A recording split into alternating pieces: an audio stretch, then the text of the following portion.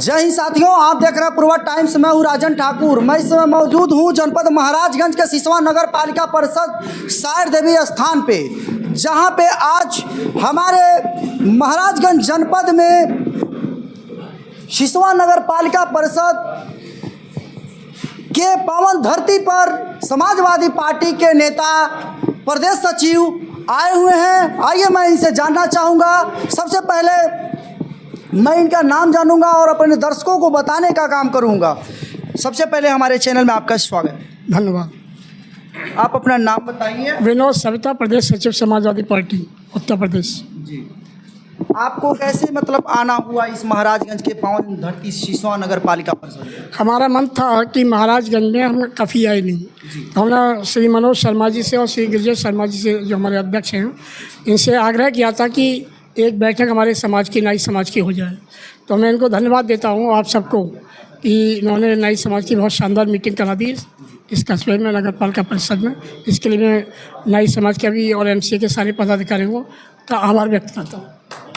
इस मीटिंग में हमारे दर्शकों को क्या कहना चाहेंगे इस मीटिंग के आधार पर? अपने समाज के लोगों से, नाई समाज के लोगों से थोड़ा सा सामने, अब आइए मत, इंटरव्यू चल रहा है। नाई समाज के लोगों से मैं अपील करना चाहता हूँ कि उत्तर प्रदेश में 2027 में विधानसभा का चुनाव है। किसी भी जाति को अपना स्वयं आकलन करना चाहिए कि उसका उत्पीड़न किस सरकार में ज़्यादा हुआ है। मैंने देखा है पिछले 9 वर्ष में भारतीय जनता पार्टी की सरकार में हमारे लोगों के साथ काफ़ी अत्याचार हुआ। इलाहाबाद में मकान फूंक दिए गए, आगरा में हत्या हुई, एक अलीगढ़ में हत्या हुई, एक बदायूं में हत्या हुई, 4-5 साल पहले बनारस में हुई। ये तमाम घटनाएं हुई हैं उत्तर प्रदेश में। रायबरेली में हुई, उन्नाव में हुई। तो जहां समाज के लोगों पर अत्याचार हो रहा है और जहां जहां ये घटनाएं हुई हैं, मैं आभारी हूँ समाजवादी पार्टी के राष्ट्रीय अध्यक्ष आदरणीय श्री अखिलेश यादव जी ने समाजवादी पार्टी का एक प्रतिनिधिमंडल सभी घटनास्थलों पर, सभी जिलों में भेजा, जहाँ मुझे स्वयं भेजा गया। और हमारे प्रतिनिधिमंडल ने वहाँ के पीड़ित परिवारों से बात की, अधिकारियों से बात की, पीड़ित परिवारों को न्याय दिलाने का काम किया और हम इस दिशा में काफ़ी। आपने भी देखा कि भारतीय जनता पार्टी की सरकार लोकसभा में महिला विधेयक लेके आई।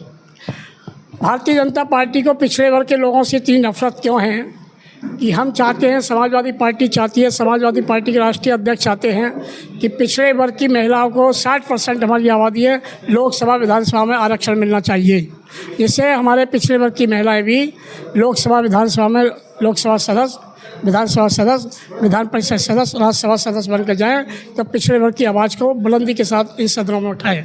लेकिन भारतीय जनता पार्टी की नीयत साफ नहीं है। भारतीय जनता पार्टी एक आडंबर वाली पार्टी है, अफवाह फैलाने वाली पार्टी है। ये काम कुछ नहीं करती, डेवलपमेंट इसके पास है नहीं, ये विकास का कोई मुद्दा है नहीं इसके पास। केवल अब आपने देखा होगा कि जो सेंट्रल यूनिवर्सिटियां हैं उसमें पिछड़े वर्ग के बच्चों का जो एडमिशन होता था हायर एजुकेशन में, वो रिजर्वेशन भारतीय जनता पार्टी की केंद्र सरकार ने ख़त्म कर दिया। जितनी भी सरकारी नौकरियां निकल रही हैं उत्तर प्रदेश में, सेंट्रल की तमाम डिपार्टमेंटों में, वहाँ पिछड़े वर्ग के बच्चों को भर्ती नहीं किया जा रहा। तमाम IAS अधिकारियों को डायरेक्ट भर्ती कर दिया गया, आखिर बिना इंटरव्यू के। ये कौन सा तरीका है? जनरल क्लास के लोगों को भर्ती किया गया, भाई उनको इंटरव्यू में बैठा दिया तभी तो IAS बनेगा एक। और सबको जॉइंट सेक्रेटरी भारत सरकार का बना दिया। और जॉइंट सेक्रेटरी जब किसी डिपार्टमेंट का बनता है, वो सरकार की सारी योजनाओं को पूरे देश में लागू करने का काम करते हैं। वो बिना परीक्षा पास किए हुए IAS बना दी गई। ये हमारे पिछड़े वर्ग के और दलितों के लिए और माइनॉरिटी के लोगों के साथ घोर अन्याय है। विपक्षी पार्टी जो है इस पर आवाज़ उठाई थी कि नहीं? विपक्षी पार्टी समाजवादी पार्टी लगातार उत्तर प्रदेश में और केंद्र में, लोकसभा से लेकर विधानसभा में और बाहर भी तमाम प्रेस कॉन्फ्रेंस में समाजवादी पार्टी के आदरणीय राष्ट्रीय अध्यक्ष अखिलेश यादव जी ने समय समय पर यह आवाज़ उठाई है। और जहाँ जहाँ दमन हुआ है वहाँ समाजवादी पार्टी के लोगों ने धरना प्रदर्शन के माध्यम से सरकार को आगाह करने का काम किया है। यहाँ पे एक और है माने जाने समाजवादी पार्टी के नेता, जो कई बार इन्होंने नगर पालिका परिषद का चुनाव लड़ा है। पहले नगर पालिका परिषद नहीं था, लेकिन अब नगर पालिका परिषद हुआ है, जो कि ये कई बार चुनाव लड़ चुके हैं। आप लोग भी इस चेहरे से सभी लोग जानकारी होगा। अगर नाम नहीं जानते हैं तो इनका नाम समाजवादी में रहते हैं और इनका नाम प्रमोद शर्मा है। ये कई बार चुनाव लड़ते हैं। आइए मैं इस बार जानना चाहूँगा कि ये चुनाव लड़ेंगे या नहीं लड़ेंगे। सबसे पहले हमारे चैनल में आपका भी स्वागत है। धन्यवाद। आपका शुभ नाम हमारे दर्शकों को बताइए। हमारे प्रमोद कुमार शर्मा नाम हमारा है। क्या इस बार आप चुनाव लड़ेंगे या नहीं लड़ेंगे? जी लड़ेंगे, और बहुत दमदारी से लड़ेंगे। कितने सालों से चुनाव लड़ते हैं? हमको 20 साल हो गए चुनाव लड़ते हैं जी। और इस बार हम लोगों का लक्ष्य ये है कि पहले 2027 में विधानसभा की सीट माननीय राष्ट्रीय अध्यक्ष जी को दे करके उसके बाद उनका आशीर्वाद नगर पालिका को भी हम फतह करने का काम करेंगे।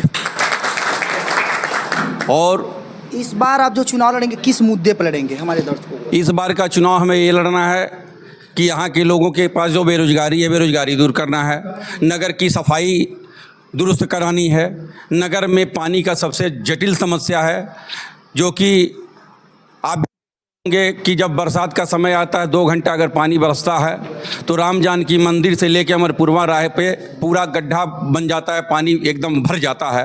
तो इस बार लोगों के बीच में हम जाएंगे, अपने मुद्दा को रखेंगे और लोगों से अपील करेंगे कि इस बार आप मुझे मौका दीजिए ताकि सिसवा का विकास हो, सिसवा का उत्थान हो, और इसके बाद लोगों का जो समस्या रहेगा पूरा कि उसका भी निर्वहन किया जा सके। तो आप लोग ने देखा और सुना, इतने यहाँ पे जितने भी मतलब दर्शक बैठे हुए हैं लोग, यहाँ पे जो मीटिंग रखा गया था, मैं कैमरामैन से कहूँगा इधर करें, यहाँ पे उनके सामने उनके बीच में बैठे प्रमोद शर्मा ने आप लोग के बाद जो चुनाव लड़ेंगे वो मुद्दा रख ही दिया। तो मैं कहूँगा कि समाजवादी पार्टी के नेता श्री विनोद सविता प्रदेश सचिव सिसवा बाजार में आए हुए थे। इनके साथ अन्य समाजवादी पार्टी के कार्यकर्ता और अन्य यहाँ के निवासीगण भाई लोग मौजूद रहे। तो आप लोग ने देखा ये लोगों ने क्या कहा हमारे चैनल के द्वारा। तो जुड़े रहिए। कैमरामैन एजाज अहमद के साथ राजन ठाकुर की रिपोर्ट।